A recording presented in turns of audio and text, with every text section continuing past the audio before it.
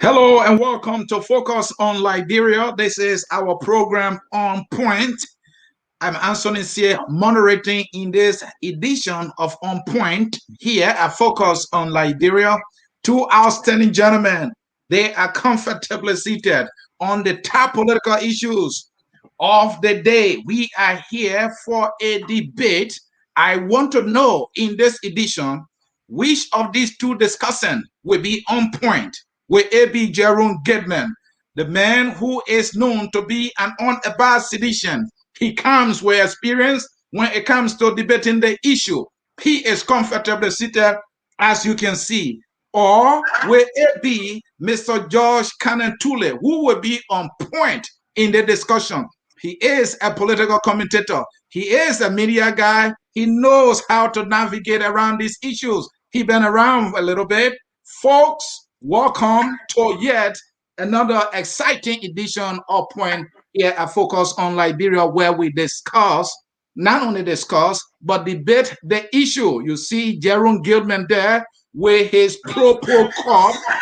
I don't know why he showed me Propo Cup. Propo Cup does not put food on the table. So keep that Propo Cup and let us get to the issue, folks. Here are the issues that we are here to discuss, folks. Issue number one, the U.S. 2020 Human Rights Reports on Liberia. Is this new? The two guys will go at it and will debate it. What is in this report? What does the report say about the WIA administration? Well, the two guys, they can see eye to eye on the issue. Not only that, issue number two, the printing of LD 48.7 billion. Our government is printing another billions. What happened to the first billions? Somebody may be asking. Issue number three, a fiasco referendum by the neck. Who is responsible for the failure of the referendum? Millions of dollars pumped into this effort. And here we are, we don't have a single proposition passed. Well, we are here to debate that. And last but not the least, Ellen Cochran's alleged US 6.6 million PPE loan fraud. She is a Liberian, we know, and she got her hand caught into the cookies jar. We have some questions there. The two gentlemen will be able to provide some analysis on the issue. Well, I don't want to bore you. Let's get to the discussion. Let me invite Mr. Jerome Gayman, an unabashed citizen. Mr. Gayman, another exciting edition of On Point. Are you here to be on point or not? You are on mute. Thank you very much. As usual, I sit and stand on point. There is no discussion on that. There is no argument. I am Mr. On Point. Well, we will see whether or not you are Mr. On Point. Let me invite Mr. Tulay. Mr. Tulay, in this discussion, we want to know whether or not you are here to be on point on the issue. Are you ready to be on point? Well, Anthony, I'm grateful to be here, and as usual, I will be on point. Thank you. The gentlemen have made their commitment that they will be on point. Let me put myself in the middle so that when the punches are coming from all angles, I will try my best to contain it. Gentlemen, let's roll in our first issue. But before the first issue, let me get an opening statement. We have a country called Liberia that we all hail from, and the both of you, have two different political eyes. Let me start with you, Mr. Tulay. Do you think Liberia is making progress under this administration? Generally, I would say no. On a scale of 1 to 10, I put him around 3.5 to 4. So that's woeful failure, if you ask me. And somebody would say, but give me the reasons why. We look at the Human Developmental Index. I don't want to jump to few capital projects like putting streetlights up, and because Madam Salif did that too. And now I was saying something the last time somebody reminded me and said, uh, you seem to be like an apologist for the Salif, the past regime. And I said, no, but we have to have a point of reference. And our most recent point of reference is the past regime. And to be honest, with you, when somebody wants to talk about George, we are building roads, and I was like, "What is the road?" And then they talk about the Fishtown Road. How many thousand Liberians live in that corner of Liberia? And what is the economic activity that centers around there that affects the general body polity? That's what you need to take a look at. Manasali carry the road to Grand Bassa County, the road to Ganta. Those are our two major axes. And she did some stuff, and she even built accountability institutions and tried to strengthen them. And then later on, she removed the power from those institutions for her own gain and for the gain of her cronies. But when you look at this government, just look at the city, the trash, the level of inflation. The money becomes useless on a daily basis. People cannot feed themselves 3 square meals a day. The rate of poverty keeps increasing. And when you look at the provision of basic services or electricity, water, pipe-borne water, for instance, is still, Central Monrovia still doesn't have pipe-borne water flowing into it. It's, Madam Sally wasn't able to do it. She couldn't muster the will and the political will or uh, allocate budgetary funding for that project to make sure that you take pipe-borne water into Central Monrovia, and it's not done yet after 3 years. So I think it's, when you look at it on the whole, agriculture, we can't feed ourselves as a people. So I give them a 3.5, maybe 4 if I want to be gracious. 4%? Yeah, 40 out of 4 out of 10. So it's 40%. Okay, 40%. All right, thank you so very much. Mr. Gayman, let's get your opening statement. I know you support this government religiously, but we need an honest answer for you. We all get phone calls, and the usual talk is, it's not easy. Are we on track here? Are you there? We are here. Are we on track? Excellent. Thank you for having me. Obviously, my brother here. Let me first of all do my usual disclaimer.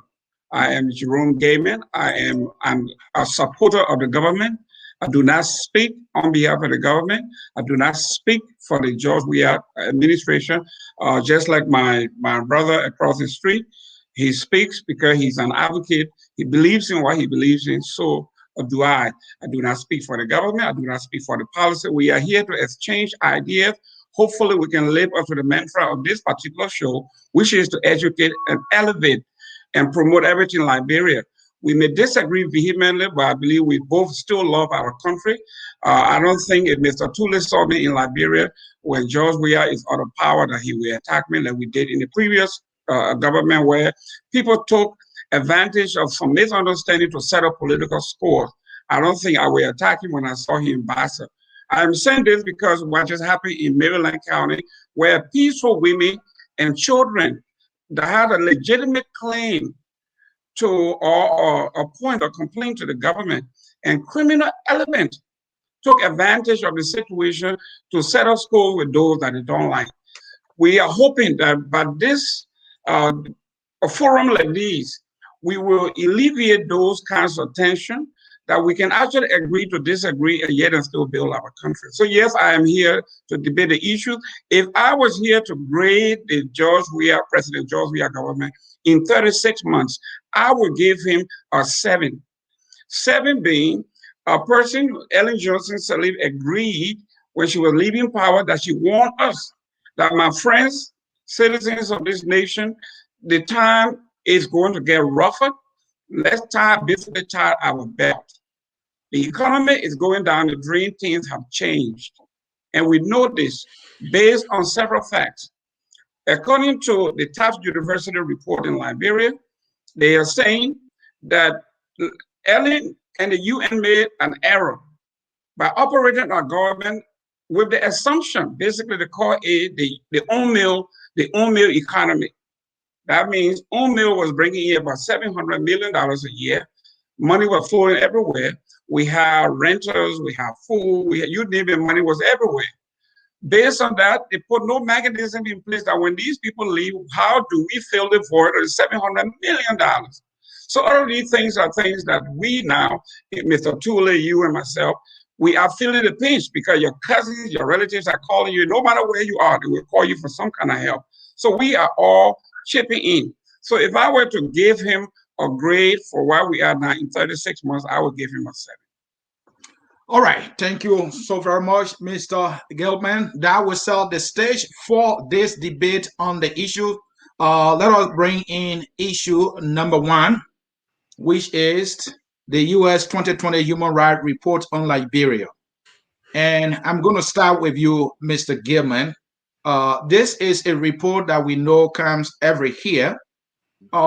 Some political pundits are saying this is an indictment on the weak government performance, lack of human rights, lack of respect for human rights. Do you see it that way? What does the report say, or what is in this report that you think you agree with and disagree with? Well, first of all, I'm a sociologist. I believe in metrics.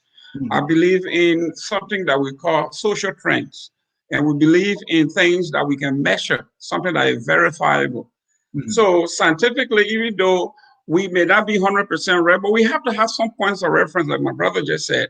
The Human Rights Report, it is a collection, a report from civil society, from everything else outside of government. And they combine that and give a report based on what happened, what transpired in the country, and they make that report. Yes, do the president administration, do they see this as an indictment? Hopefully they did. And I would advise them to do a comparative analysis as to how we got here, where we are, and where do we go from here. And usually when I talk about the point of reference, hopefully you have the report there. But let me bring you back 3-4 years. Let me go back to 2017. And obviously I told you I will always present facts. And we are talking about human rights. Section 1, respect for integrity and personal, including freedom from arbitrary deprivation of life and unlawful or political motivated killing. This is 2017. And it reads, there were reports in the alien government or the government or its agent committing arbitrary and unlawful killings. And they give an example. It said, for example, on February 4th, February 4, 2017, an officer of the National Police assigned in Brewerville, Monrovia, allegedly stabbed and killed a civilian, Fidesco Chair, during an argument. And they went on to list all those.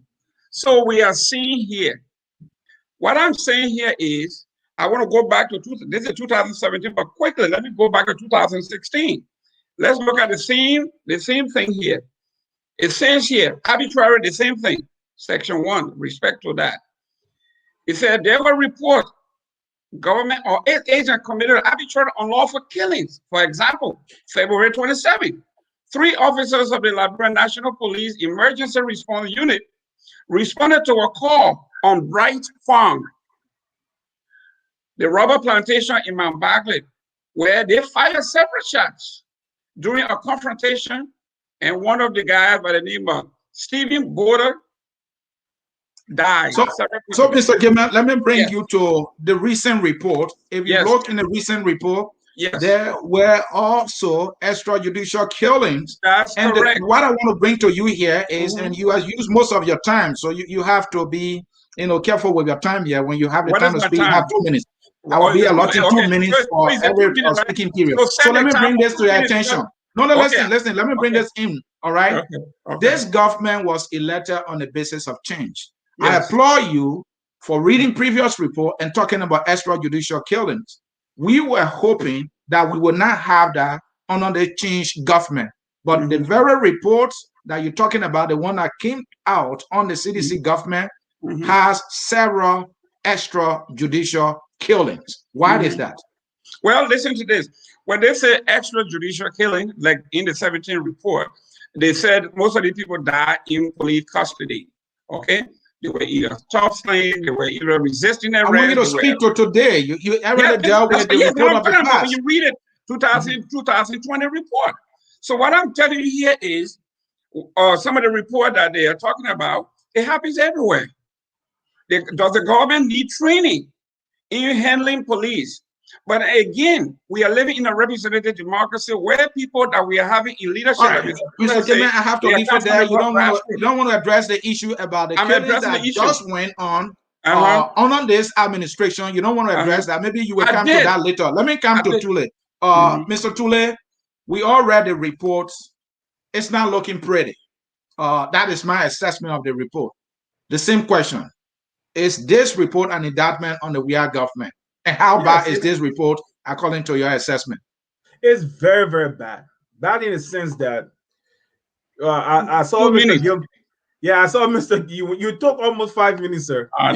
There you I go. saw Mr. Gayman. I saw Mr. Gayman. I mean, I heard Mr. Gayman referencing past reports. The funny thing Mhm. is, prior to me leaving Liberia in 2014, the same physicians today that are in power used to come to the studio to Mhm. discuss the same U.S. human rights report on the Mhm. Madam Salif government, and we all discussed how damning and how troubling the findings were. Mhm. Now today they are in power, and the same reports are coming out. And like he said, he started very nicely. When these things come out, it's time for introspection. It's time for us to, for government to sit and think, Mhm. what is going wrong? Where are we? I mean, what do we need to change in order to change the landscape, in order to alter the way things are? Because you see, when governments are elected, they're elected primarily to, like you say, I always use your definition, improve the material well-being of their people. And it's looking at everything from a holistic perspective. It has to do with looking at security, the provision of food, education, healthcare. And one of the things that this report highlights, because it's a human rights report, and all these Mhm. things are human rights issues, right? One of the Mhm. things that it really, really highlights is the issue of arbitrary detention, and using the justice system as an arm of the government to suppress or to punish, perceived opponents, or just the everyday person that has no backing and stuff like that. And we Mhm. see that by the numbers of pre-trial detainees in at the Monrovia Central Prison, or at Mhm. prisons all across the nation. The overwhelming part of the prison population in Liberia are not guilty people, or are not condemned people. Because when I use the word condemn is only in Liberia. Condemn only has to do with somebody who has been sentenced to death. Mhm. So let's just say people who have been found guilty of different charges or different crimes that they have been alleged or accused of. Mhm. Right. Uh, the problem with Liberia, with this report speaks to the scene. It means that Judge Weah had done nothing to move the needle forward. Rather, is going backwards, because the same attack on, even the reference the issue of the death of Zenon Middle. It was an unfortunate incident that could have been avoided, but because of the breakdown of law and order, and anybody can do whatever they feel like doing, especially when they have the power. So it's a continuation of the same thing. The same systems that led to the war are in play today in Liberia. And to just before you ask the next question, um, what led to the attack on the property of the speaker and Mhm. the police station, all of that? It Mhm. is not just unlawfulness. Don't let's not just restrict it to that. It's unlawfulness, yes, but when people have no room to express their grievances, when those they have elected do not even come back to them to listen to what they have to say, to go and represent them in the National Assembly, one day when something happens, that anger will bubble to the surface. It's like, and another thing again, Jerome, when people are in poverty and you are showing you are being ostentatious, you showing your wealth around them while they are suffering, okay, they will target you. They All will right. target you one day when something happens. So And these are the George, things that we Well, need well, to. well, well. George, hold on, Mr. Gayman. And George, can we agree or disagree that the killings that took place in previous administration, let's talk about the early and the early administration, we see the same killings Yeah, we see it. in this administration. Yes. Uh, are you disappointed that we see auditors being killed under mysterious circumstances? and then there's no closure to some of these killings that have been reported. And is it that this government is no longer the changed government it had claimed to be? It was never the change government. It's just a cliche to them. It's just using words, to Mhm. be able to get the votes and the people supporting them. The killing of the five or auditors or 4 or 5 people within the financial system in Liberia is an indictment on this government. And let me Mhm. say this: I know how Liberia works. The Yinswa was an executive director of a autonomous government agency, The almost IA. a yeah, The yes, IA, go almost ahead. yes, Mhm. almost a cabinet level position. And nobody kills somebody that high place in Liberia and there's no help to pay. And it just wither away. Yeah, but can I bring you to a point? Come in. Okay. Now, you see, this is why when I'm talking to the the former government uh, Just make your people, point, Mr. listen, Gayman. listen. When I'm talking to former government officials or supporters of government, people who were beneficiary of the past, like Mr. Tulay here, he sits here. Okay, hold on, Uh, Mr. uh, Gayman. I ask uh, you to make your point. You know the reason but why I'm honestly, stopping you? No. You're saying something that is inherently wrong. I benefited. Listen, no, listen. uh, uh, And people listening to us, people watching us will tell you, I benefited in no way from the United Party government. In fact, people under the ages and under the direction of certain people within that attacked my home at night. I listen, benefited. Hold on, hold listen on. to this. No, hold on. I Listen, was I was one of the most no, consistent no, critic. no, I was one of the Mr. most Tulay. consistent critic Okay. of that government, Mr. and I Tule, All remain right. the same today. Mr. Tule, to a point. You Mr. cannot Tula, you have made your your point. Go ahead, yeah, Mr. Gayman. you Mhm. cannot have your cake and eat it too. The government of Liberia, now President George Weah's government, is being labeled incorrectly by you and some people in the international press that the government is corrupt. We know that there may be people, individuals within the government that are corrupt. But they are painting a broader brush that because one guy is corrupt, that everybody else is corrupt. So if Liberty Party and Unity Party was in power and they looted the country massively, the one that Patrick Lumumba called industrial looting under the Ellen government, and you were part of that administration or you were part of that party, yes, Never. you are guilty as they are. I was I was a member of Liberty Party, never a member. Liberty Party was never in power. Yeah, but you were part of the opposition. The opposition, you were always Yeah, but part. I was not. Mr. Gaiman Listen, has said that you listen. gave me You a are a wrong C, you are characterization. a CPP. Honesty should be the full of our discourse. I That's said Gentlemen, that you correct. gave me a wrong characterization. No, but the gentlemen, characteristic is that you are in opposition gentlemen, and opposition. Yes, gentlemen. go ahead, Let's go stick ahead. to gentlemen. Let's stick to the issue here. Let me progress here on the report. Let's come to the issue of freedom of press Mm-hmm. and freedom of assembly. During the period that the report is being written on, we Mm-hmm. saw protesters being tear gassed. We heard comments like, if you go protest, we will replace you. That was when the government were talking about the nurses who were protesting because of some pay. All right. And then we saw protesters being tear gas, and the justification that, oh, they were trying to coke. They could have just talked to them, but the tear gas them, to disperse them. We saw the government displaying, soldiers who were heavily armed, just to scare people from not coming outside. We saw radio stations being ransacked. We saw officials in the government, though the government proudly talk about the an Adelaide Kentamat or Act that was passed, which prohibits or label, but Nathaniel Magay is on record for filing a label against, I think, Henry Costa or one of the media institutions in the tune of 500,000. And Meton Tiaje filed similar thing on a front page Africa in the tune of 1.4 million. So these are the things that we've seen. Is press freedom under attack and freedom of assembly under attack under this administration? Let's start with you, Tule. Yeah, it is. And if we look at it, I said it from the beginning. I said it before they even came into power. I used to say it. I used to tell my colleagues at George Weah Station. I said, these guys, they did it getting to power, which I knew was going to happen anyways, based on the way past elections occurred. I knew when the fact that Ellen was stepping out of the picture, the likelihood of George Weah, the probability was very high. And I used to say, I can see people being dragged from behind the microphone by these guys, all right, as they make critical statements against the government.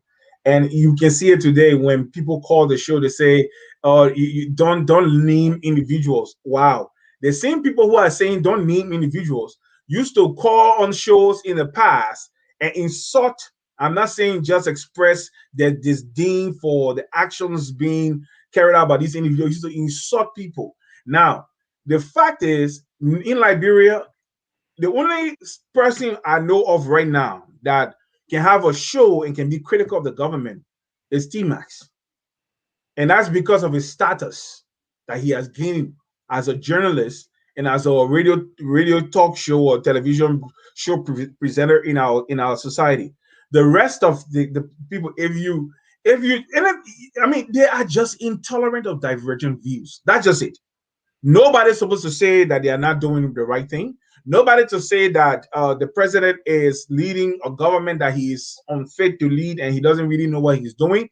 The fact is, any journalist that wakes up and says anything or asks any critical question, you might experience the fate of Zeno Miller, who is prominently featured in the 2020 U.S. State Department report, Human Rights Report. So, if you ask me the question, the freedom of the press and freedom of speech is under assault in Liberia.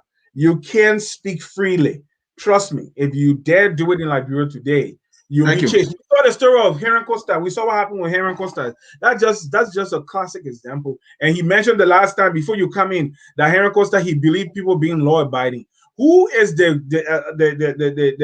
authority to grant licenses? All right, and they are the ones. So as a result, they can say, I grant you 1 year license. Within the 1 year, if you do not perform to please them, when you apply for relicensing or renewal of your license, they will just deny you and then you become illegal.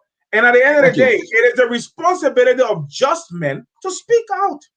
Mr. Gayman, is the press free? Are people free to express themselves? I remember at some point, President, we had said, look, if anybody insult me again, you will never walk freely in the street of Monrovia. And that came from the president. So it's no surprise that some of his supporters will go as far as insulting others on Facebook. And on the other side, we should say too, there are people in the opposition whose only job is to just come on social media in the need of freedom of expression and just insult the president and insult other leaders. Are we actually free? Are we practicing press freedom in Liberia under this administration, Mr. Gayman? The freedoms of all administrations since 1847. Actually, we want to tell you this.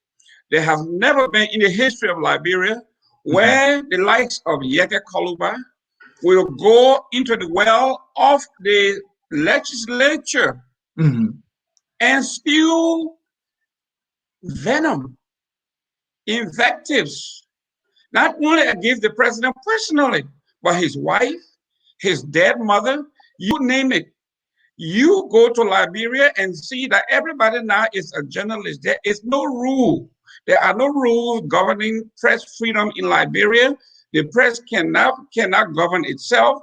People get out there and they say whatever they want to say, and you can take it to the bank. You have seen it. People go out and even slander other folk, including me. Somebody, Mr. Tulay and I were debating here, and somebody sent me a note here, a very good friend of mine that I know in the press. He said he got information that George Weah sent me $16,000 to polish his image. And here I am, someone that have worked over the years to be where I am.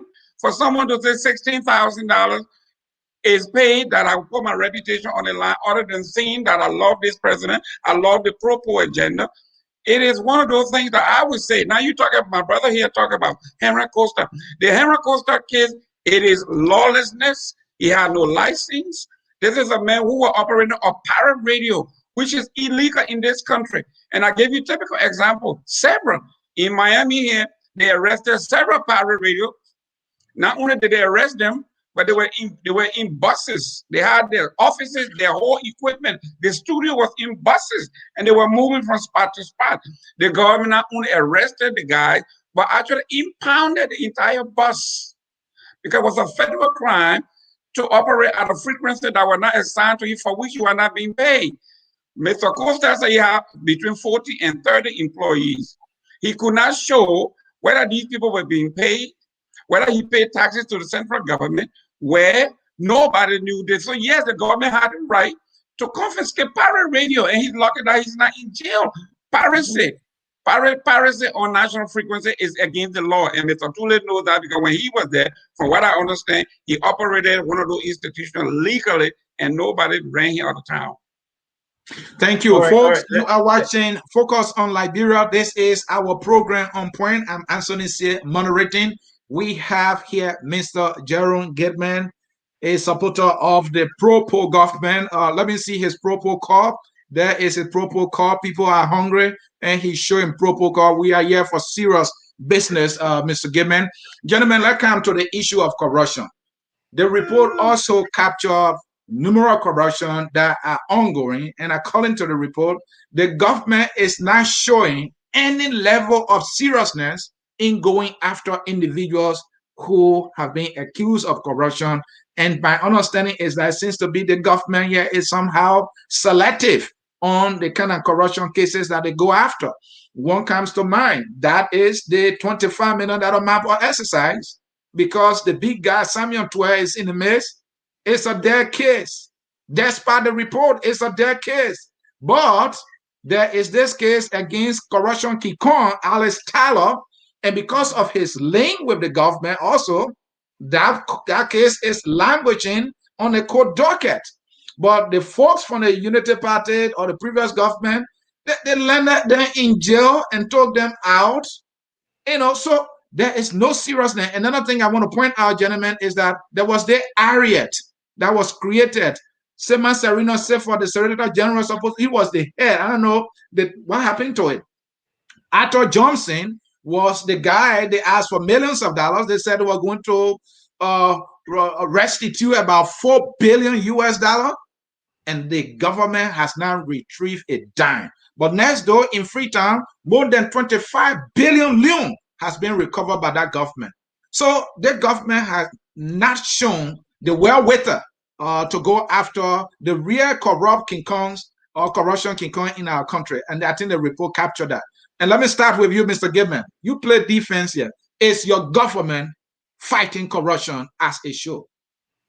Look, the CDC government is one of the most robust when it comes to fighting corruption. You can remember when Vani Sharma was arrested, he made the assertion. When they arrested him, he says, take me to court. Take me to the Supreme Court. He said, I am like fish, and you're taking me to the water. Fish is not afraid of water. Prior to that, Madam Ellie Sally Johnson took Eddie Snow to court. Eddie Snow told them, take me to the Supreme Court, and I'm going to go free. We are talking about years after years after years after years. And one thing that you and I and everybody here agreed on is that we do not have a judicial system. Our judiciary is non-existent. Our judicial system is non-existent. And for the first time, I agree totally with the international perception of what is going on in Liberia in our judicial system. That the system goes to the highest bidder. He who has the most money has the victory. And we have a point. We have pointed this out to the previous government and to this government in particular as well. We have, for Liberia to have a reform in the judicial system, we need to have an appellate court system. We do not have, like Mr. Bronsky used to do, he does not go through the system, he goes directly to the Supreme Court. We need to have layers of independent courts where we can go through the process before we reach it. The Supreme Court should not be the first line of defense in the judicial process, but in Liberia, that's what it is. So yet I agree, this particular, our judicial system, the Liberian judicial system is rotten to the core. I know I will be here, I may be held in contempt. You heard when, was it the former associate, before 1 minute, the associate justice met a police officer Mr. at Gayman, the may I add this in? May I add yes, this in? yes. Do you see the political will on the part of the administration to fight corruption? Has the administration demonstrated any level of transparency? Let's come to the issue of asset declaration. Mhm. It's like a zoo boot. The president is not willing anymore for his declared assets to be seen. He did show it in 2005, 2011, 2014 when he was running for the Senate, even 2017, I believe. But when he became president now, time to take over, he said he got his children to protect. Don't you think the president is setting a bad example here? No, no, not at all. What we need to be doing is, and Mr. Tulay, maybe he can join Are me. you saying it's a good example to not make your asset public? It's a good No, no, example? no, no. Listen to this. You got to listen. Maybe Mr. Tulay can join me as we both, because he's in opposition. He has more people in the Senate and in the lower house than we do as seditian. What Mhm. I'm saying here is, we, as a group of folks, we should agree that our legislators, people that we elected, they should change the law that says declare your assets, but you are not required, okay, to publish your assets. So that means yours will have to apply by the law. The law said you have to declare your asset to the Elections Commission, which Is he there did. a law that forbids one from making it public? Darius Dillon just made his late in Oh, public, even though there are well, some questions there, but he oh, made it public. I don't think he violated any law by doing so. no, It's no, and Joe, transparency, don't you think so? we have never violated any laws by declaring her asset as the law prescribed him to do. And howling it, right? He No, violated he's no not law hiding it. for That's what the howling it. law says. That's what the So law says. he's this He, guy now who had turned to somebody who is howling his asset, something he never used to do. And you think that's a no, good no, example? no, no, no, no. The law says everyone should declare their asset as a requirement to the Elections Commission, which they did. All right, Mr. Tulay, let me come to you. This thing here, we all want a better Liberia. We can query President Weah and his lieutenants for declaring their assets and not making it public. We can query President Weah for appointing a fake Nigerian. All right. But let's come to the folks in the opposition as well. I But can don't you know allow of me? any senator who declared their asset and make it public other than Darius DeLong. Talk Yeah, to me. Jerome, before I talk about asset declaration, can I just speak on the judiciary, please? Please. Yes. Mhm. Yeah, okay. Uh,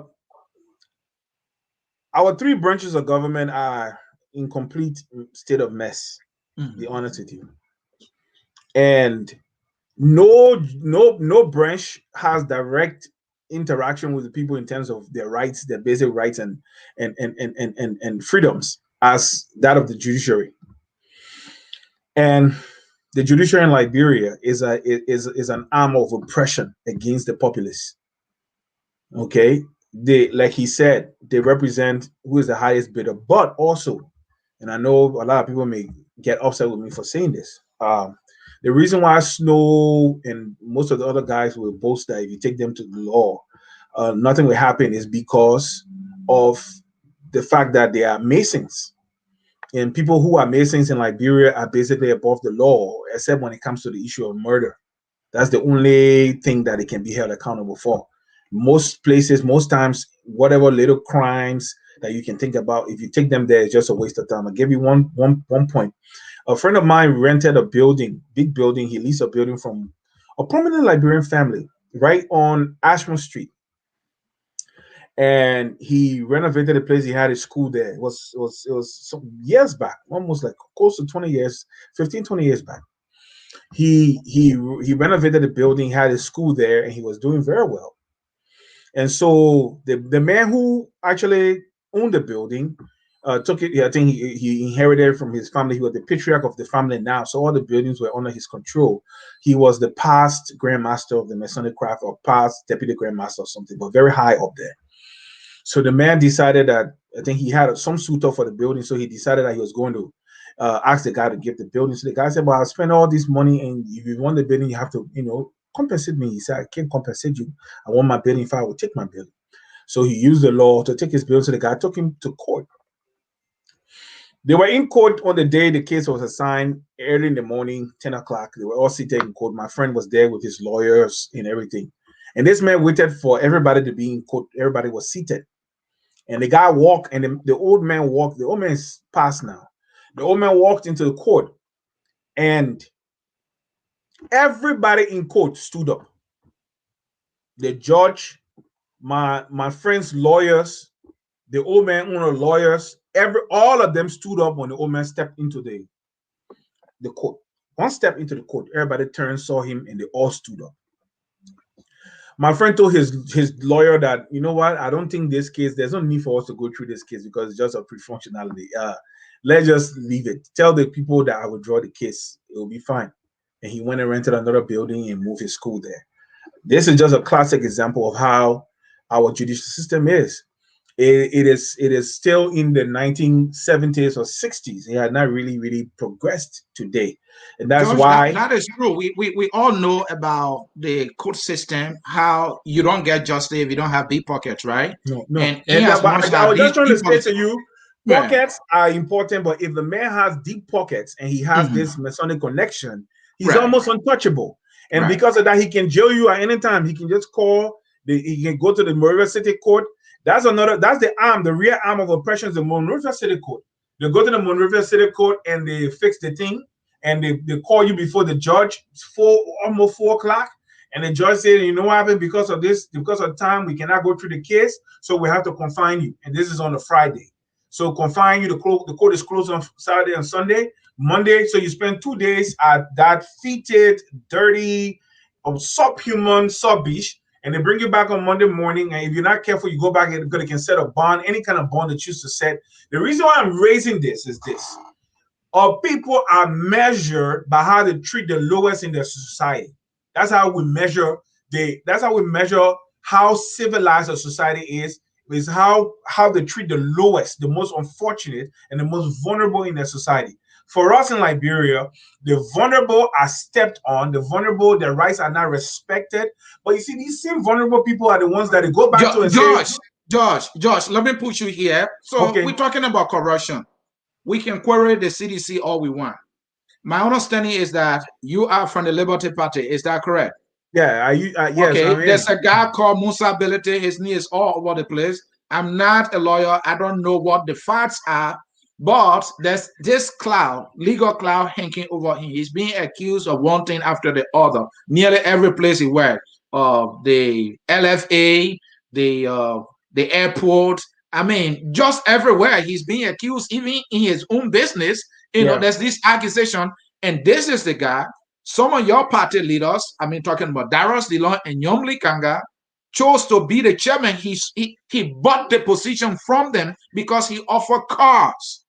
How is that different from the corruption we all pointing fingers at in the CDC? It is not different. There's no difference there. If you ask me, Musa Benedict has no business. I know that Charles Bronski is dead for true. That's all I can say. I know that Charles Bronski is actually dead. Now, Musa Benedict will be the chairman of the Liberty Party today. I know that Charles Bronski is dead. It's not And because what of his your race. party is doing about it, Hold on, we sir. can say the we are government is not doing anything substantive about corruption. What is Liberty Party doing about this nightmare it has in his midst? Okay, let me say this to you. Mhm. He won an election. Okay. He wasn't placed there arbitrarily. He won an election. He was able to do his background work with the delegates and the county people and everything that and he won an election. Mhm. Okay, it's the same. It's just a microcosm of what we see, of what we see nationally in Liberia. If you have a system that says people can be voted for, they can get Prince Johnson to be a perpetual senator for for Niba County. You can get Ebony Snow to leave from Montserrado to Bomi, and then now he's senator for Bomi County. Even though he has done nothing, very well, he has not done nothing for his people on the tangible, nothing tangible for anybody. Okay, he has just been there a member and a deal maker, a wheeler and dealer, seeking his own interest. The reason why I'm mentioning these people is this: like Musa, like the rest of them. Musa, for me, is a completely flawed individual in terms of his character. He has shown he has been held accountable by the international community, the FIFA, and I don't believe Charles Bronski stood for something, bro. Charles Bronski stood for integrity. He wasn't a perfect man, but he's somebody that I would channel my life after any day, anytime, because he stood for what he believed in. So the fact that Musa Belete is now chairman of Liberty Party, it means I have nothing against Musa as an individual, but I can tell you that if it left with me, if I wanted decision makers in the party, the only reason why he's there is because, like, every political party needs somebody that has deep pockets to be able to run the affairs of the party. Because when it comes to the basic elections around, if you don't have wherewithal, you can't get anything done. So politics makes strange bedfellows. So the marriage of Liberty Party to Musa Belete started in 2017. And I don't believe that it is in the interest of the individual man. But you see, let me be honest with you. Like we would say, Musa has character flaws, but he has some redeemable characters too. How could Liberty Party make the decision? This is the very Liberty Party pointing fingers at CDC, but the very Musa guy endorsed the CDC, Kennedy president. We are there. And now he is the one coming to you to be your chairman. He's like, oh yeah, no, this guy is good for us. When he endorsed CDC in 2017, he had just been a campaign manager of Liberty Party.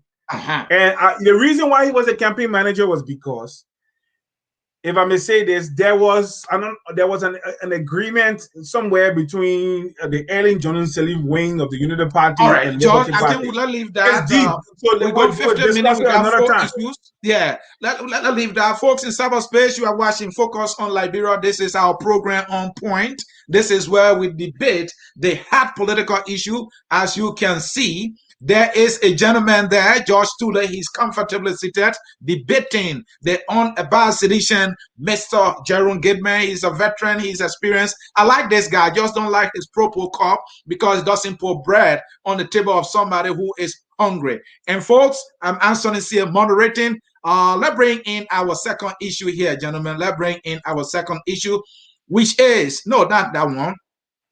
What am I doing? Where's my second issue? Wow, here we go. The printing of LD $48.7 billion by the CDC government. And the CDC government is doing this because the Central Bank of Liberia, charged with managing the country's money, is saying we need $48.7 billion. The $1 million question we are asking is this timely?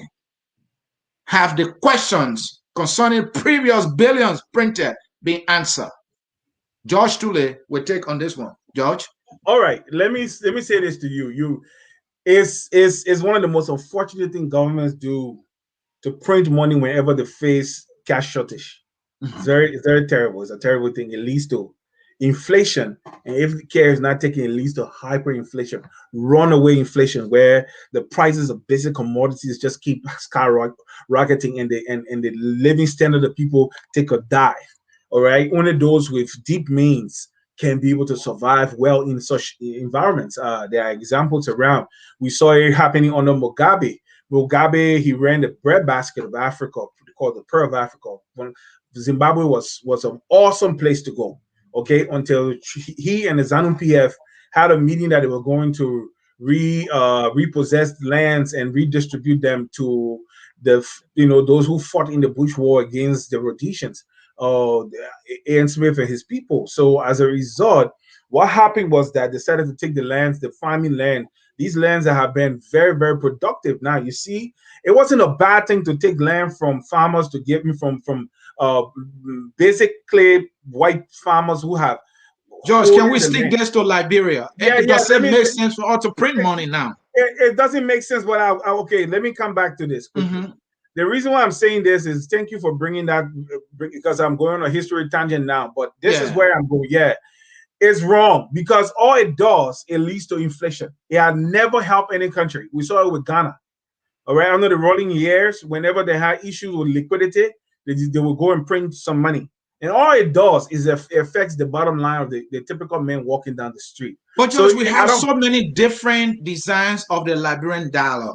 So some people are saying, look, if we can only print what they call the family banknote, but that, according to them, is that we got different design money printed in the past, the early administration, and some came in during the weird administration. The designs are all different. So Mhm, let's print what they call the family banknote so mhm. that the money can be just the same, and the too many mutilated banknote, tier money will all go away. Election have consequences now. We have a government, and the government has the authority to do so. So If you why have shouldn't we print money? if you have the problem here is that right now anybody Mhm. just by a simple policy you can say all legal tenants are acceptable. Mhm. Simple. You keep using the money. I remember in Ghana, Nigeria, even Ivory Coast, they used to put newspaper on some part of the money to complete the tender, to complete the dollar note. They used to put the bank note. They used to put it was so mutilated, but they were using it because they were afraid. The international community, the World Bank, the IMF would tell them, don't print.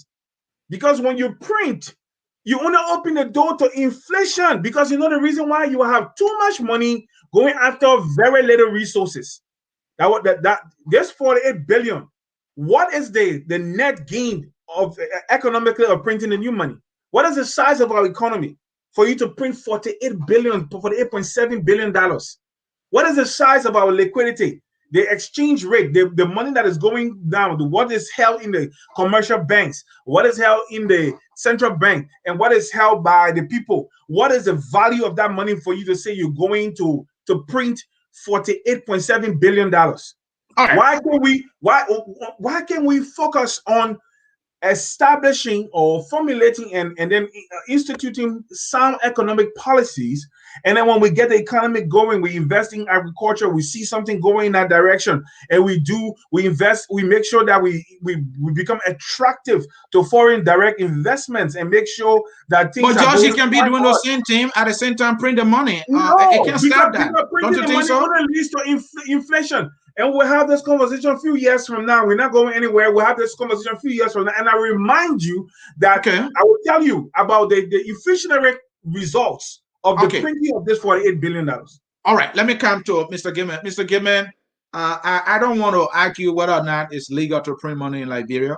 Election has consequences and the government will print, right? But let me remind you, when the Crow came and did that report, all right, one of the recommendations was that there are some inconsistency in the system that you need to correct these things. Your control mechanism is very poor. Even there's nothing in existence. Has the government put this thing into place before talking about printing money? Now we want to talk about previous billions that have been printed and we got nowhere. Well, thank you very much, and I'm glad that we are discussing this topic. Mhm. And even from the opposition standpoint, there are certain things that like I said that we have to agree on because it's in the mutual benefit of the country, of Okay. our people. We talked about. I just came from Liberia 3 weeks ago, Mhm. and Mr. Tulay is right, and you are right. When you look at when you are in Buchanan, you will find the slender dollar bill, and then when Mhm. you come to Habel, you find the shorter, wider one, and Mhm, it's all over the place. So mhm, for this government to say, well, to begin with, we need to get rid of all and have a standardized, they call it family of money, but actually standardized currency, at least something that we can look at, that everybody can agree on. This is the Liberia present currency with some mechanism, security mechanism, because now we know. I just listened to some few ladies who went to do some illegal business in Guinea. That went over there. The sole purpose of going there is to take few Liberian US dollars, go over there, exchange it, and get more money and buy more goods. When they got there, to their surprise, the suspected Liberian dollar being printed there. mm, So yeah, so what we are saying here is that they took one person took 10,000 US dollars, to change it to the Guinean money and all of that, so they can get a good turnout that the Liberian dollar that is worthless outside of Liberia is being printed there. So folks from Guinea are coming back into Liberia with the Liberian dollar, actually, like you said, hyper-inflating our thing and then getting resources for little or nothing. And then they also use that to purchase the most converted US dollar on the market. So they bring a bunch of Liberian dollar printed outside the country and buy. And Mr. Gayman, that's why the question is, what are the Liberian men will say mechanisms that have been put in place to control these, irregularities that you're talking about, the fraud, these activities that are going on? I think this is why I agree with it. I agree with the central bank and the administration this time, that working with the international community and our partners who know much about monetary policy, that we actually now, for the first time, print one agreeable, customized, security-funded currency that we all can rely on and now begin to actually monitor. I think I listened to Darius Dillon and everybody else in the Senate. Most of them, as usual, they are in the Senate and they are there talking about their own interests. They were not even concerned about the security aspect of what we are talking about. He was concerned about the billions of dollars that other Liberians have. How do they turn these billions in without questions asked? That's their concern. How do we bring these maybe warehouses of money somebody stole within their own vault, or their garages? He said, if somebody brings in $1 billion, no questions asked, exchange it and get $1 billion back. So these are the things we are talking about. But I think printing this Mr. money Gayman, this is the issue first of step. using, hold on, Mr. Gayman, the issue of using 45 million United States dollars to print the 48 billion. I mean, this is a government that you would say, your words, challenge in terms of generating revenue, and then you using that quantum of money to print $48 billion. I mean, does it make sense to you? Look, from the mayor person perspective, somebody like you and myself, or me, not you, but me particularly, to me, it makes no sense. But this is why we elect our senators and our representatives to go out there and proffer alternatives. I would want to know, do we have 2 or 3 bidders on the international market certified by the International Monetary Fund that print money that we can say, well, we can compare and contrast? No, all I'm hearing is one group of guys came in and charged, which are almost $50 million to print $48.7 billion. To me, it doesn't make sense, but I'm not a financial expert. It doesn't make sense to me. But this is why we elect our leaders to actually probe these things. And as far as I'm concerned, I need to talk to my senator, Nyobli Kanga Lawrence from Grand Bassa County, what it is that she has done other than saying, I vote against it. What was he voting against for? And what did she propose as an alternative? I have not heard anything from her. So yes, we are back to square one. The money, to me, is the first step into transparency and accountability when it comes to our financial dealings in Liberia. George, your final comments on this one so we can move to the next issue. It's a dicey issue, to be honest, all right, because he brought something to my mind when he mentioned people printing the banknotes, Liberian banknotes in Guinea. I know that there were, I covered it when I was on the beat during those years. I know that there were people printing our banknotes from Nigeria and bringing it into the country. And George, to add to what you're saying, the suspicion there is that once the printing thing is in the air, some criminals will start printing. So just about the time people are trying to exchange, the old money with the new ones, they will catch up. Remember, Eugene Nambwe said some money was printed even in China and even South Africa. This is our information minister who said that at the time the North came about the 16 billion. So, Mr. Gayman, you can see these are the reasons people are really. I mean, have they tightened all the screwball? George, is your time. So because the thing is, everything, for me, I'm not one of those who say, because I'm having a political debate, that if my counterpart says something that makes sense, I will just, counter everything that the individual says.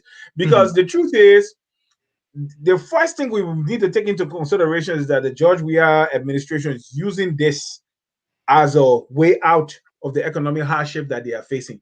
We know what happened the last time we talked about printing to be able to pay. They were bold enough to say they wanted to print to be able to pay civil servants. Yeah, We know. Akara said that for sure. Yes. Yeah. So if they had not done that, if they had not said that, if they had not encountered that, we'll be saying something different today. So I also know that this is a lazy man's way of resolving economic issues. I agree. But we cannot say because it's a lazy man's way of resolving economic issues, then that means that we on that note, we should not even take into consideration the national security issue that someone like Mr. Gayman is talking about, that people are printing bulk money and bringing it into the economy because we have in fact, some of our own notes are very low quality. So it's easy to duplicate. All right. So if can we say we look for, like you said, we take in bits and we find the best printer out there that will give us high security banknotes that we can use, and then take all the other money, one printer, not South Africa, not China, but one printer, and even that one printer, not China at all. No printer from China. No printer from China at all. Why you have something against the Chinese? The people are counterfeits. Yes, they just look. I don't want to say counterfeiters, though. They are counterfeits. That's all they know how to do, and somebody will find a way to get it. So what we can do, what we need to do, it makes sense. But instead of 48 billion, maybe we say half of that. All right, half of that. But wait, Anthony. But before printing that half, there are a lot of safeguards need to be put into place economically, so that the money will not just come and then it goes by continue into people's houses in the middle of the night.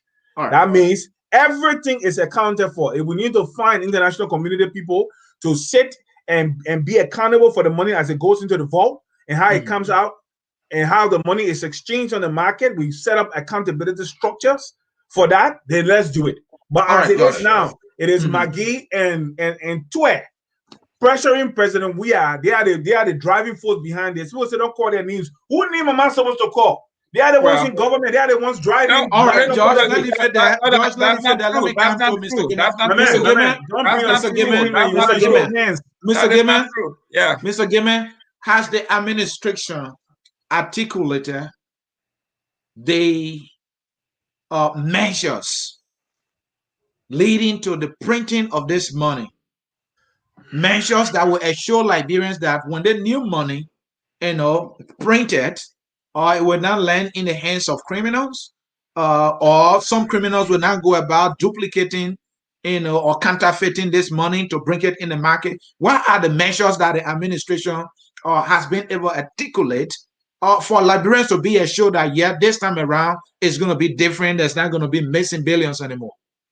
Well, that's a very good question. But one of the questions that I have for the administration and the opposition, nobody have been able to answer this question, is every electoral process, every turn of an election in Liberia, there's a scarcity of currency within the vaults or within our government. Do we have invisible hands that are responsible for this to either tilt the election in a favor of somebody? Because I remember when when President Weah was running the heyday of the election, I heard from the vice president's perspective and his camp that they actually ran out of money, and the opposition CDC had money from everywhere, and they had unlimited amount of supplies of cash. So one of the things that we have to look at is that particular and apparently Ellen Johnson said you are supporting the Weah side. I didn't say that.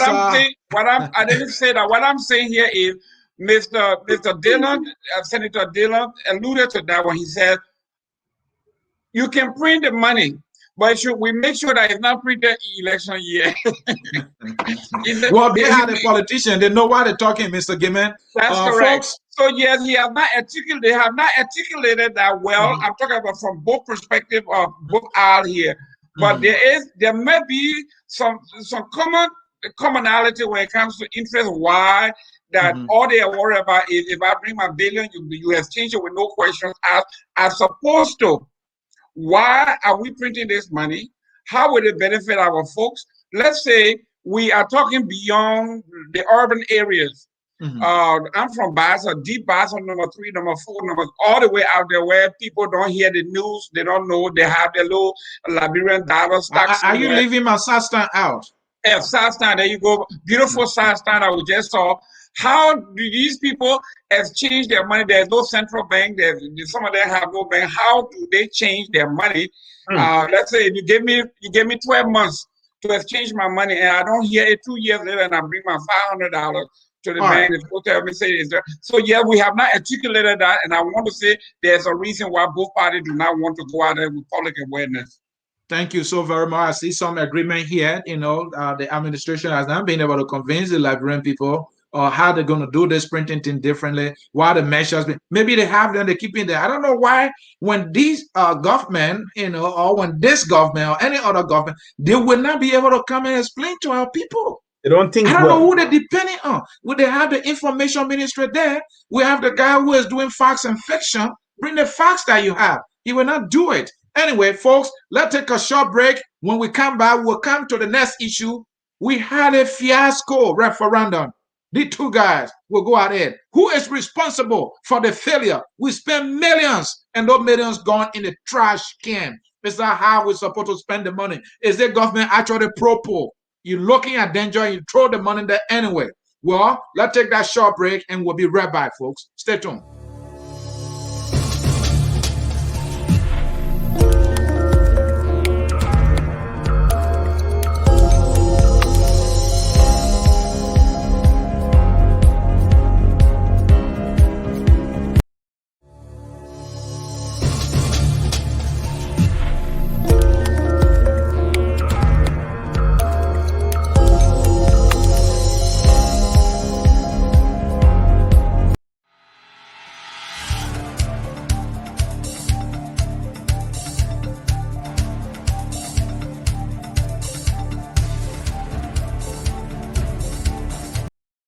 All right, folks, we are back with you. Our short break stuff is having some little glitch there. We apologize for that. I'm Anthony here moderating. The program you are watching is on point.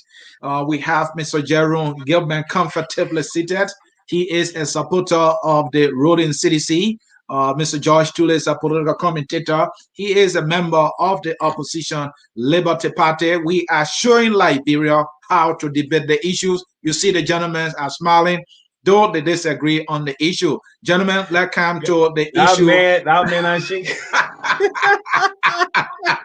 Mr. Gayman is here with his proposal. Gentlemen, let's come to issue number 3. I'll leave it for now. We had a fiasco referendum, I want to call it, that was conducted by the NEC. And gentlemen, who can we hold responsible for this referendum that was poorly conducted?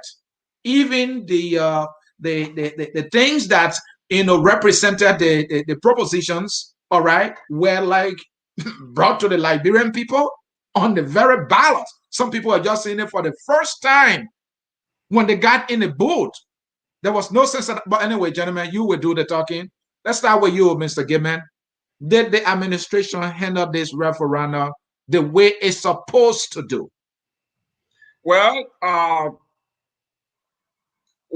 would like to quote the French philosopher Saint Just. Can you quote a Liberian, please? I'm coming. The way people are alone. Let's know how Liberian thing. I'm coming because our system is not a black thing.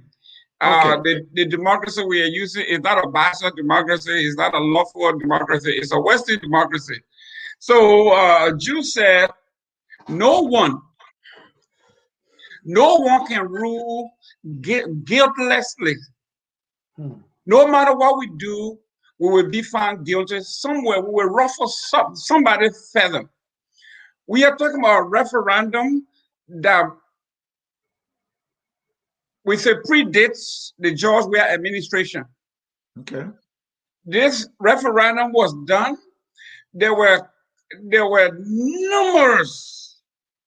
numerous engagement around the country. We're talking about the former justice, former chief justice himself, Miss Perry and everybody else were involved during the Ellen administration. They went from door to door. They went from county to county.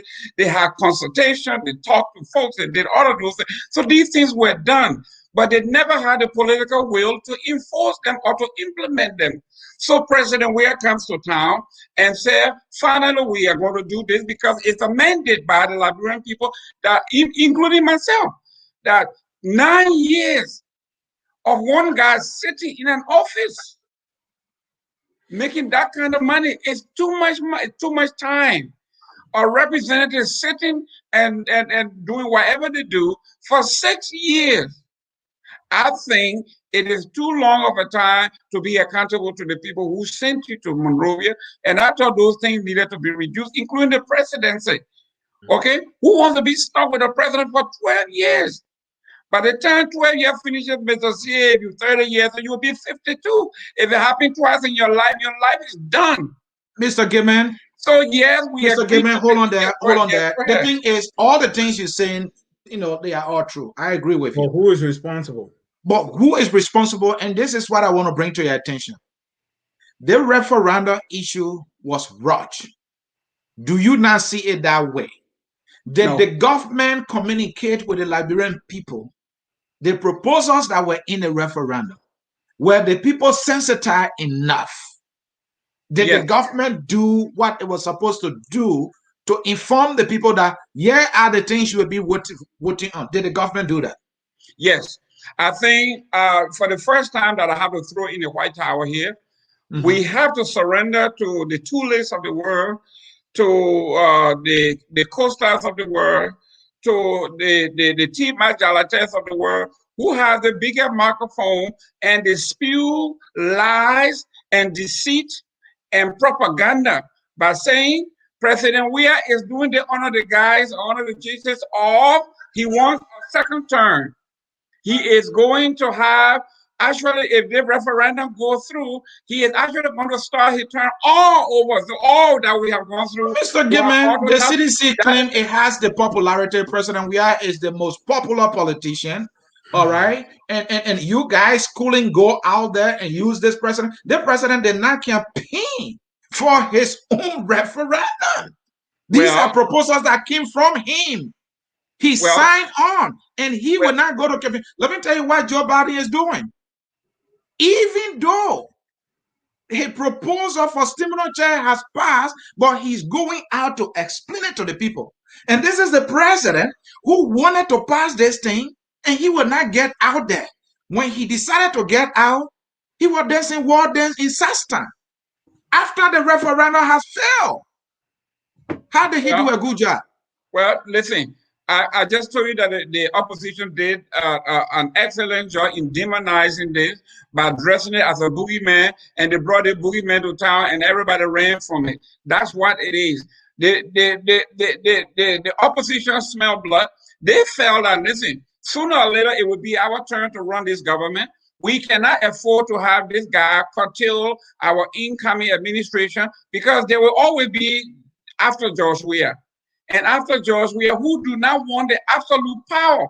Because some of us who are in the CDC, we are proposing that the unitary government be abolished, and that will bring in some quasi form of federalism where we can have revenue sharing, information sharing, and divestment of politics and power in Monrovia. The old order do not want that. So what does it do? What does it do? They go out there, they use people like Mr. Gayman, thank you. Mr. Gayman, thank you. So you're going to demonize our referendum field. Now you are happy. Now you want to turn it around. In the same token, and blame the president for failing. Gayman, you are smiling. Both of you are smiling. Mr. Gayman, here is the thing. President Weah will claim, those who support the president will claim he's popular. President Weah went on record by describing our laws as being discriminatory. That was when he took over. He wanted a dual citizenship. He even fantasized with the idea of extending dual citizenship to non-Negroes. When it came to just Liberians, he would not even fight for what he had believed in. But let's leave it there. Let me come to Tulay. The opposition too. Mr. Gayman is right. They demonized this bill. Did they do the right thing? for Liberians. I wanted that dual citizenship bill. They killed it. Did they do Yeah. the right thing here? See, Mr. Tulay is stuck. If you Uh, ask me, no. Why?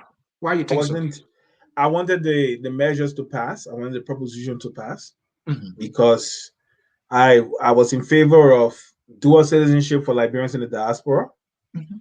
I was in favor of Term limit. term limits. I was very serious proponent of the issue of term limits.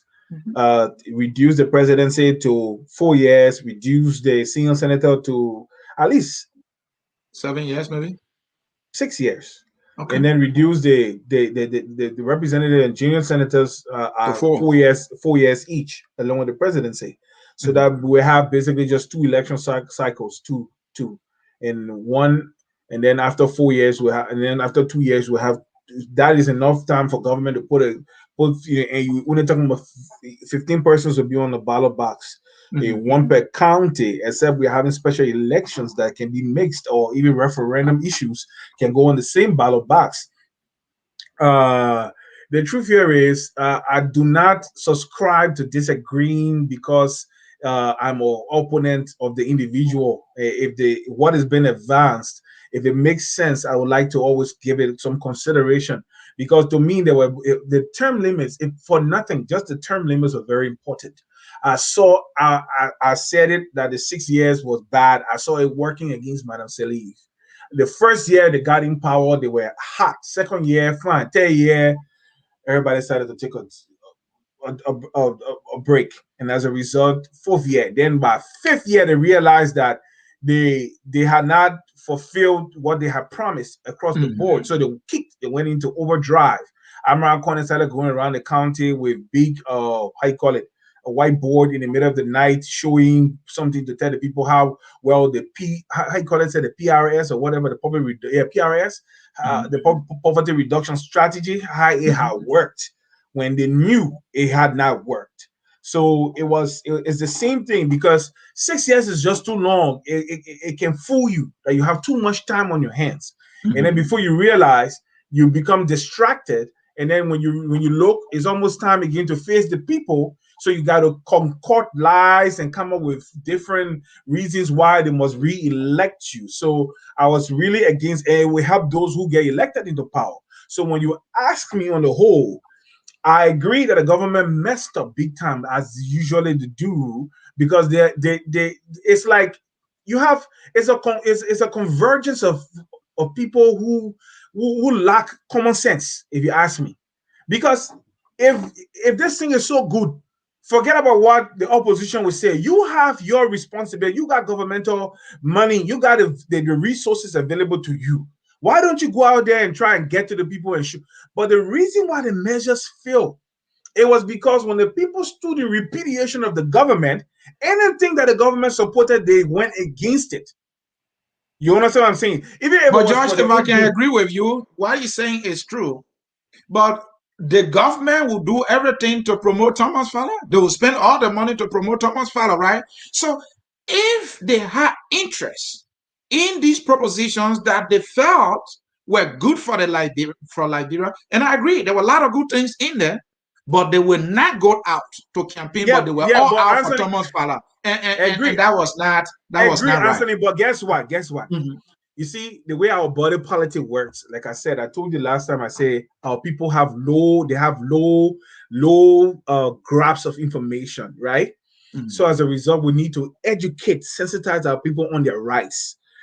What happened there was, when they went against, when they what they did is they identified George Weah with the measures, or CDC with the measures.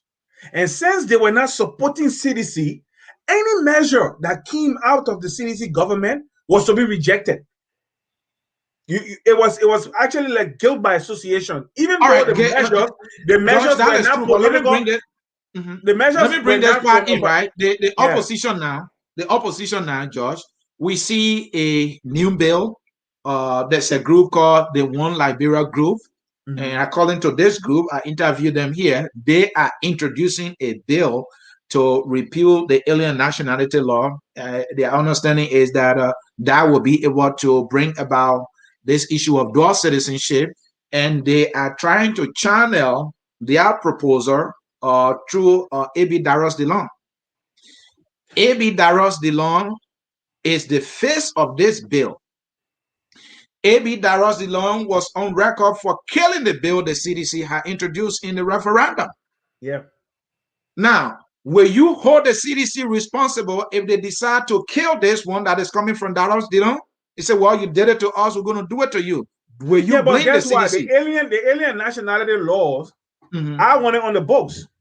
Okay. If you ask me, we can have dual citizenship for natural born Liberians, and not dual citizenship for non-Negroes. Yeah. Okay. No, okay. Yeah. I'm not for granting citizenship to if you. Sorry, but that's just me, Lebanese people, and Indian people in Liberia, because they are not real partners with us in our economy. They are not. They're there to take away from us. That's all they're there to do. George, you are in Canada, right? Yes, I am. I mean, the rights that you enjoy, don't you think those rights are equivalent to the rights that a Canadian citizen enjoy, even though you are a non-white person from Africa? In quote, yes, but it's not in practice in totality.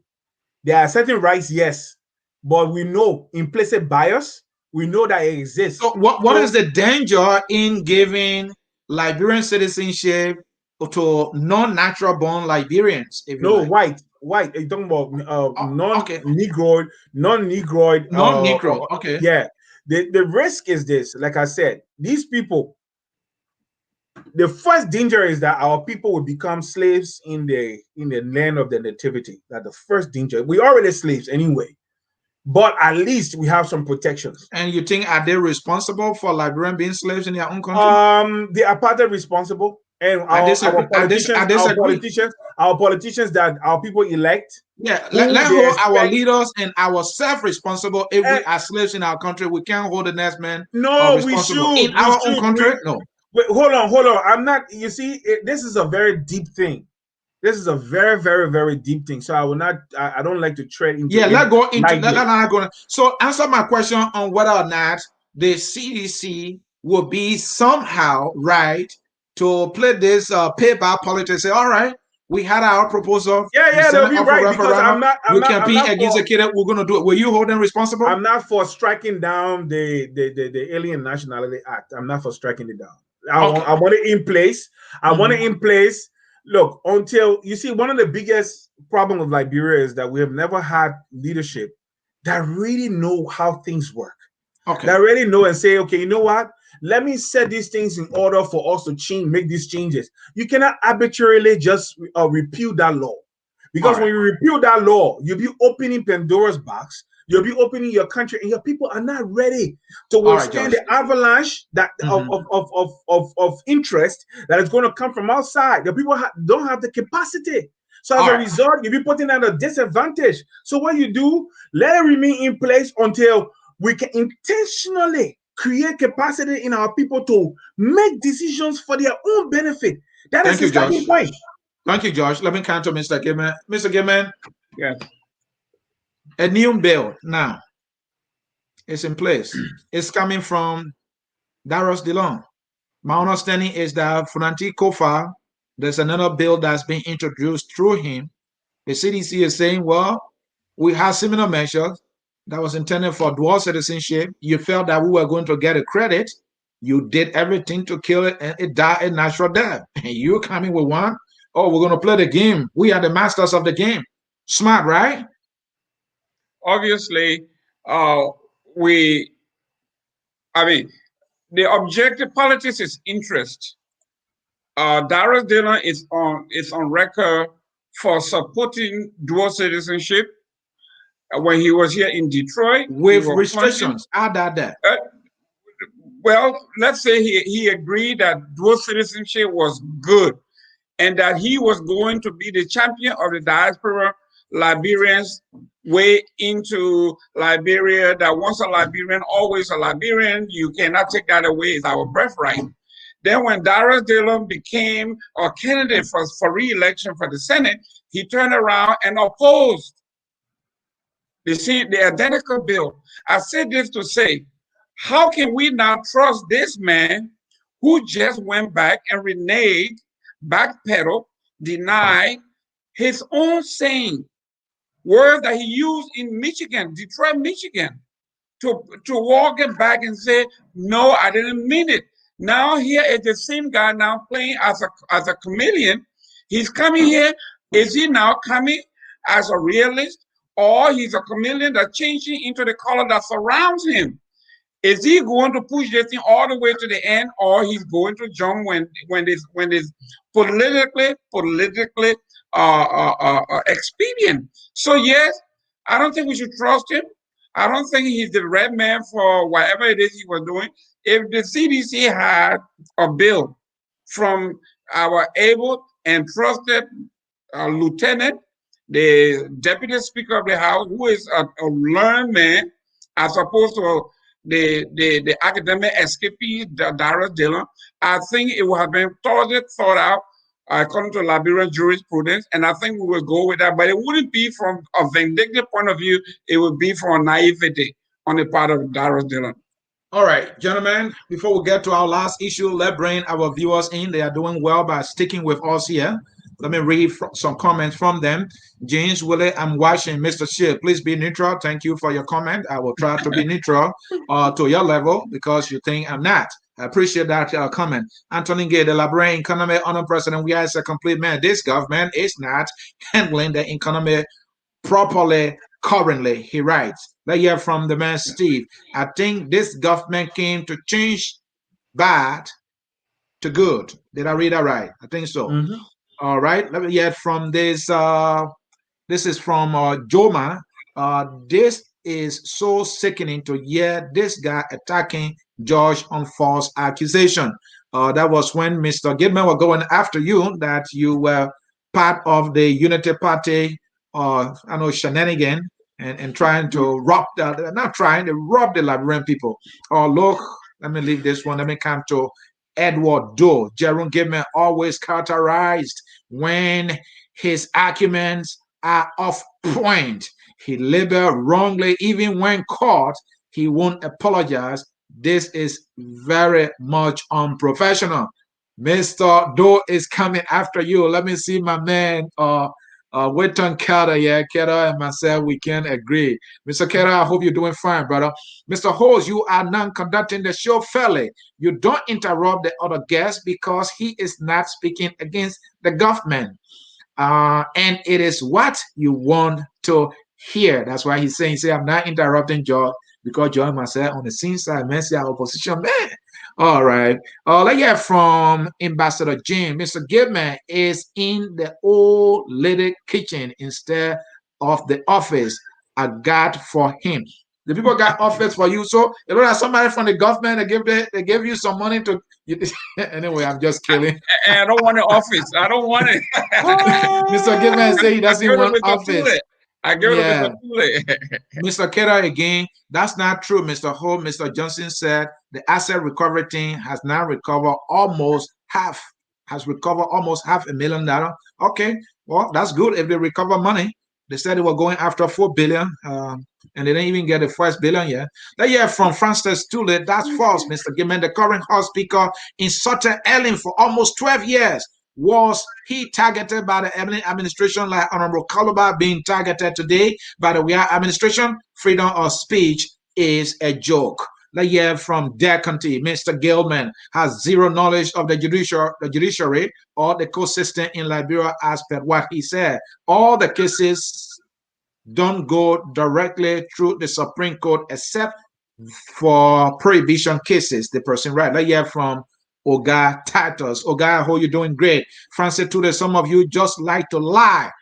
How's telling Ellen that she's a rebel and warmonger insult? The person is asking the question. Didn't she admit of sponsoring war in Liberia? You guys should stop lying to justify your insults on President Weah. Let's hear from James Famula. You guys are hater. I don't know. Yeah, Uh, just move on, all brother. right. Move on. You guys Read are it, read haters. it. Maybe for the president is show unreal. But let me let you guys know, President Weah will not go, and you guys will sitting anyway. Let me leave it there. Okay. Please take your time to write this thing so we can read it. I know we all made mistakes. Take your time. Let's hear from Wheeler, Butler, Ogata. Everyone is a liar. Only 12 we are truthful, right? Do you believe that EPA shot himself 3 times as the truthful we had told us? Somebody Wheeler is saying right there. Yeah, from the man Saki here, that is Bright Fallon Saki. Gentlemen, there is an issue in Liberia that is very crucial toward the poor masses of the people. That is the society called the Maxine Masonic. This society, if you are not official of government, you cannot win your case in Liberia. You see, that was what Tulay was talking about. Let's hear from the man Al Blamo. Al Blamo is always here. No Liberian money ever being printed in Liberia. Well, we can print our money in Liberia. He's saying, do we have the infrastructure? We can build it. Let's find the money and do it. I mean, think about it, right? Look at the money we spend to transport the money alone. I think might be in millions. If I'm not mistaken. I don't know. I'm just saying it. Larry Kennedy, the government of Liberia will make a profit of around 230 million by printing billions of worthless notes. Time, that person is using some words that are powerful. Larry Kennedy, worthless in terms of not being backed by anything other than the trust in the government. Let's hear from this guy's calling himself Prince Liberia. George, how can you sit in the studio and make such a cunning statement by the government printing new bank note a lazy argument for the economy? George, not because my country Liberia is poor, so you are condemning the printing of money to pay its employees as lazy. Well, if that's the reason why people are printing money, then I agree with Josh. I don't think people print money for the cause. I mean, they print Well, money to run the economy. you When the didn't economy is running, people will be paid. you But didn't for read the government man to whole say, oh, statement. we'll You print didn't read and the pay, so then you'll be Man, printing what every is year. you didn't read the Every man year we will whole be printing. statement. Don't read the man statement in parts. Read the whole thing. You never read the whole thing. You are a George supporter. Mr. Gayman is coming after me. He said I should read the whole thing. You guys fight against the referendum. Anyway, let me leave it there. Mr. Gayman, let's come to our final issue here. Okay. Gentlemen, folks, we want to say thank you for sending out your comments. We appreciate your participation here. You're not only listening to the conversation, but you are engaged. And we appreciate here focus on Liberia because our goals remain to educate, to elevate, and promote all things Liberia. And we are promoting the political disco here. That's why we have this gentleman who is a strong supporter of the president and the government, comfortably seated in his remodeled kitchen with his propel cup, while George is in Canada, comfortably seated. I don't know whether he was chased out by Ellen. Did he chase you, George? George is in Canada. I am in America, in the state of Minnesota. I have Mr. Jerome Gayman there in the Sunshine State of Florida. Is that Sunshine State? That's correct. All right, I got it right. I got it right. Gentlemen, let's come to our final issue here. This issue here, I don't know what you guys make of it, but let me bring it up here. Where is that issue? Where is that issue? Yeah, it is. Final issue of the day, folks. You want to stay here because the issue is key. Issue number 4, Ellen Cochran's alleged US 6 million PPP loan fraud. Ellen, we know, is a Liberian. She worked in the Liberian government during the administration of Ellen Johnson Sirleaf at the airport there. She was the managing director, I understand there. There is something called PPP loan that is it's a pay protection program for businesses in the United States that are going through stress because of COVID-19. Let me share something with you, gentlemen, before I can bring you in for us to dive into this topic. Yeah, it is, gentlemen. I'm bringing it. Folks in cyberspace, you're going to see this thing, and some of you might have seen it. Yeah, it is. So Ellen Cochran, who happened to be a Liberian, she served in the U.S. military, by the way. So we would think that a woman of that level of training would be smart enough to understand that America works. But yet, this woman, what she did, she created 7 different companies of her own. And all of these companies, she's either the CEO, the financial officer, and everything. They all carry her signature. And this is what she did. For company number one, Georgia, this is the first one. Let me highlight it here for you to see. This is company number one. Another company, another one. There are 7 of them total. And this is the total number of money, amount of money, sorry, that she got. She applied for a total of $8,578,556, and she was able to get 6.6 million after she did apply for all of this kind of amount. That's why she did. So all these complaints belong to her, and she got this amount of money from the U.S. government. So as we speak, the government is coming after her. She is being booked, and there is an investigation that is ongoing, from my understanding. And this is the report. Gentlemen, let me bring you back on, and we will go into this. So the question I'm asking, gentlemen, is: does they have any reflection, first of all, on our dear country, Liberia? Because as I read the report, they mention her nationality as being a Liberian, even though she is a U.S. citizen. They talk about her Liberian citizenship also. Does this have any reflection on our country? Let me start No, with you. Go ahead, Josh. no, it has no, because she's a Liberian by birth, right? American Mhm. by upbringing and everything. She left Liberia 1990, I think, thereabouts, and so it's 30 years ago, and she was very young when she left, and I think she's half Ghanaian. If that, so if you want to look at it from that perspective too, it will also have an reflection. This is an individual that I know very well. I had a relationship with in the past. We were close, and I kind of defended her against the onslaught, from the Ellen State government.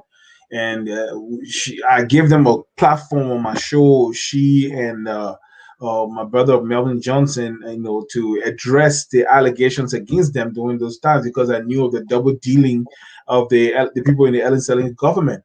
But this is an indictment on her, because before the case was filed in court, the people had very solid evidence, and the evidence is what you displayed earlier. All right, Mhm. it shows the lack of scruples. It shows the lack of uh, integrity on her part, to not just write for one company, but for one, for two, for three, for four, inflating the amount of employees that you have and all of that, just to collect money and to spend frivolously, is a bad thing. It tells bad on her character as an individual, to be honest with you. And I'm ashamed of it. I'm ashamed of it. I'm ashamed of it because I expect better from Ellen. She knows better. She's a she I think she's still serving as a National Guard. I'm not sure if she has resigned, but she was in the Air National Guard, and she's an officer she was an officer in the US Air Force. I don't know her status right now, but this is somebody with high security clearances and everything, and for you to look at where you are and think that, because the truth is, uh, hundreds of thousands, if not hundreds of thousands of people did this fraud regarding the PPP. People bought houses, boats. Somebody even went to the extent of buying an airline, aircraft from the loan that they got. Yeah, people bought the most exotic cars you can think about, parking it before their houses, the houses they bought from the PPE loan. All of a sudden, people just woke up and had liquidity. Some people 50 million, some people 20 million, some people 10 million. We know a Nigerian young man even went to prison. He was arrested and brought to the States. This was because of the PPE loan. They were able to fashion out a scheme to get money that were portioned for the Navajo Nation, the First Nation people, the Indians, monies that were portioned for them. They were able to fictitious documentation and stuff like that to be able to get that money from them and use it into and turn it into bitcoins. So that's why they arrested that Nigerian guy from Dubai. So this thing was a free for all because the Trump administration did not put into place the same thing we're talking about now regarding the printing of the notes in Liberia. If you don't put into place accountability structures, if you are not clear in your intention of what you want to do, and you just make available monies, people will a lot of it will just slip through the cracks. All right, thank you, Josh. Mr. Gayman. Obviously, I disagree with my partner here. Is a black eye to Liberia. I remember, and Mr. Tulay will agree with me, when the young lady was introduced into Liberia about her weightiness, her brilliance, and her accomplishment as an Air Force pilot and all of that. Liberians, including myself, we were hailing her. We were beating our chest. We were waving our flag for a brilliant woman. And in the same context, a few years later, this woman that especially me, because I'm always a proponent of women's rights. I was supporting this woman, and in fact, she called me when she came from Liberia that she was being chased, and we spoke briefly. And her husband called, and she wanted to make a stop in Florida. She wanted an audience. She wanted me to bring her before some audience, and that's fine. So yeah, it's a black eye on the Liberia, and particularly for those of us, and Mr. Tulay and yourself included, we, yesterday I was listening to another radio talk show, and they were talking about, I think Mr. Jerome was saying, the problem with the Weir administration is that they are not bringing in highly educated, highly qualified people from the diaspora to run stuff. So they don't know how to run stuff. They are staying away from people who are knowledgeable and educated, highly trained, with expertise to do well in the country. And those of us who, 90% of the opposition, they are saying these guys who are running the Liberian government are uneducated, they are untrained, they need the expertise of the diaspora Liberian, we need bachelor's degree, master's degree, PhD, and this is our requirement. Now to turn around that those people that were brought into the country, many of whom are still there because Ellen appointed them, some in tenure positions that are supposed to be doing well, are looting the country, undermining the country, doing all of these things. Now that a country of law and not men and women, the United States are saying these things can happen in Liberia, but it wouldn't happen here. I own a small business. I got the PPP loan, and I know how difficult it is to get, okay, for what they put us through. My accountant, my CPA, my auditor had to go and present paper documentation proof 5 years back of my taxes. So for this girl to have actually penetrated the system at that level 7 times, and I like the name that she used first, hunter. She's a hunter.